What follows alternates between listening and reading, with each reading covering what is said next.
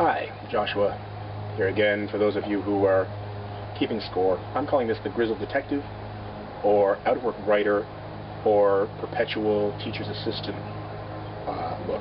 So, casting directors, take note. Actually, what I want to talk about today is the municipal government of Toronto. That's probably pretty boring.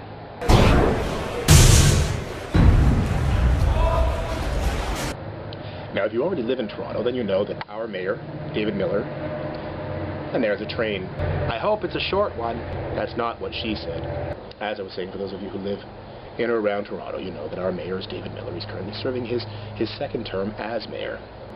There doesn't seem to be much in the way of opposition waiting in the wings to take the role, and that's unfortunate.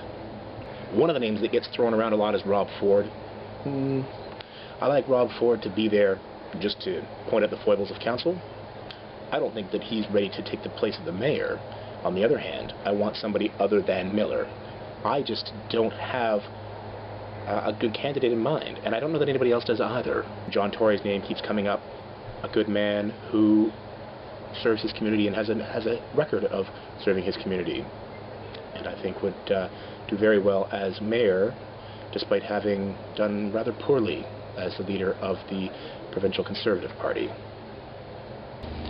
Those of you who live in Toronto know that David Miller is the candidate that ran the broom, if you remember the first election, sweeping out the old, bringing in the new.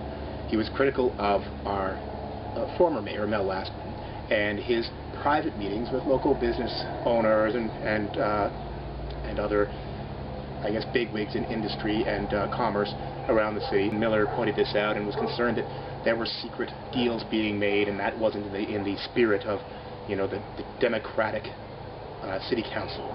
Miller came in and established his Citizens Council. It featured some actors and local dilettantes? No, I'm sorry.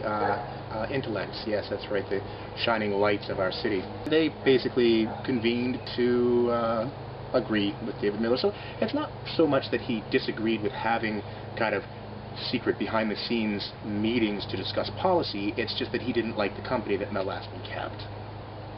Another thing, of course, that has happened is that Miller has been given extra special rights by the provincial government. Mayor Miller believing that it's necessary, especially in a city the size of Toronto, that the mayor have certain executive privileges and abilities, including his executive council, which he has now removed from debate in council. The dissenting voices in council are being shut down, effectively being told that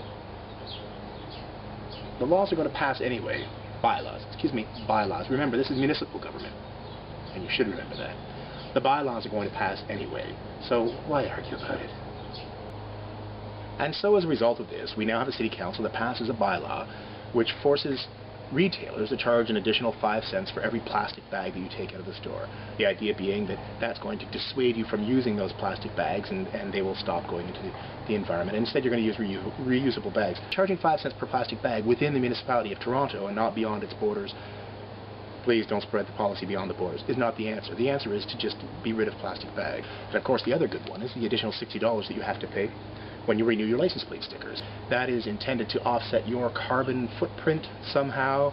Again, not entirely clear how that works. So I paid the additional $60 for a vehicle which mostly sits in my driveway while I take a bus and subway to work.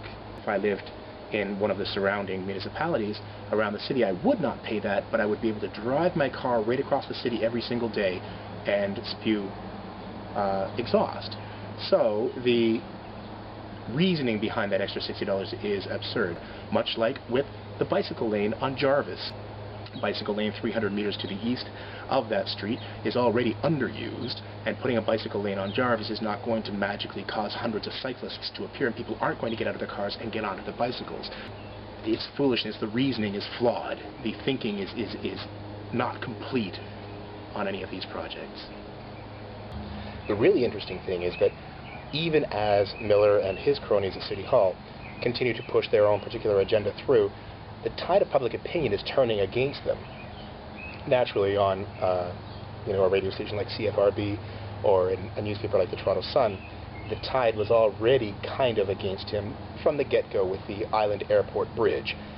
He stopped a bridge being built over a tiny little essentially a canal between the Toronto Islands and the mainland that was intended to better serve a small airport which is on the island. Well,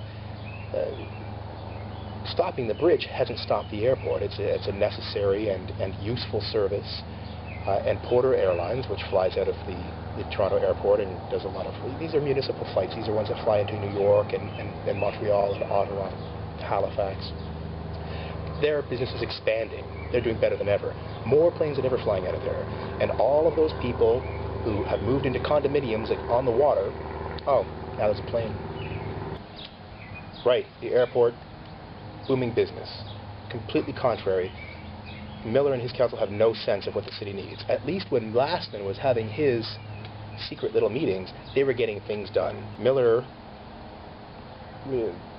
makes it so that we lose school pools but plant a garden on top of City Hall. They work towards big picture plans for the future but fail to look after the infrastructure here. It's Nero fiddling while Rome burns. And this is from the Sun. Obviously the Sun would generally be opposed to much of what Miller and his council do. Rob Granitstein's just put some comments in from a newspaper reader who attended a city council meeting, and as I said, watch them on television. If you live in the city of Toronto, please watch them on the local community television channel, the Rogers Community Channel, and see what goes on at council. It's absurd. The comments which the reader, Wayne Shannon, to give him his due, were, city council is too large. 22 would be more than sufficient. It's a comment that's often made. Far too many councillors in our city council, especially when it's all big picture down there. Apparently it's not about looking after local municipal issues as they should be. Next comment, damn Dalton McGuinty, our premier. He shoulders the blame for giving the mayor dictatorial powers, albeit over an obviously dysfunctional council. The meeting he attended was about the Jarvis bicycle path, and the comment that the reader has made was that this was not a discussion on a proposal, but a fait accompli. The mayor had already decided this was going to happen, and that's how a lot of what happens at City Hall goes on.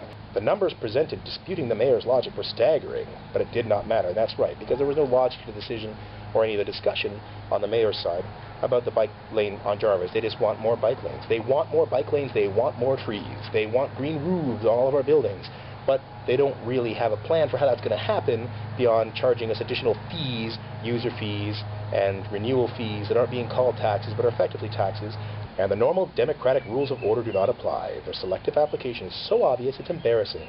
Even someone who didn't know the players would be able to figure out who was in the mayor's favor and who was not. Here's the thing.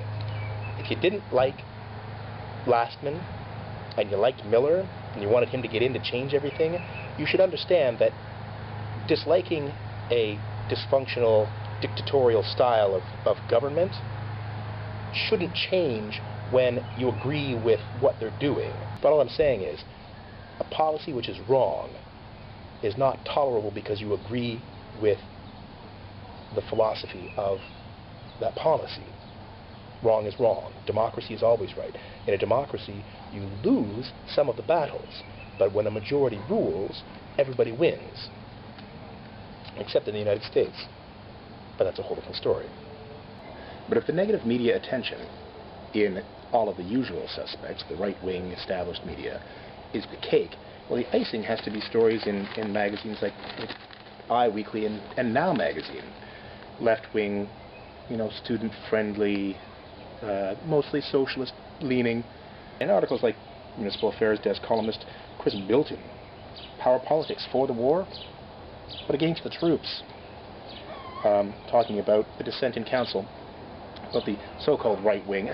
Municipal election season in Toronto is still months away, but mayoral aspirations are gestating in the minds of a few city councillors, even as we speak.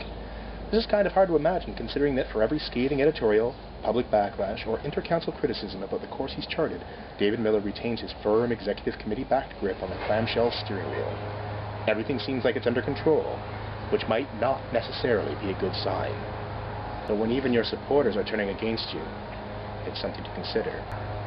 Councillors will never do it. Those who are aligned with Miller know where their political bread is buttered. They won't tell the emperor he has no clothes. Who will be our next mayor? Well, we need a child to stand up and tell the people about the emperor's nakedness, his naked ambition, and maybe get them thinking about it.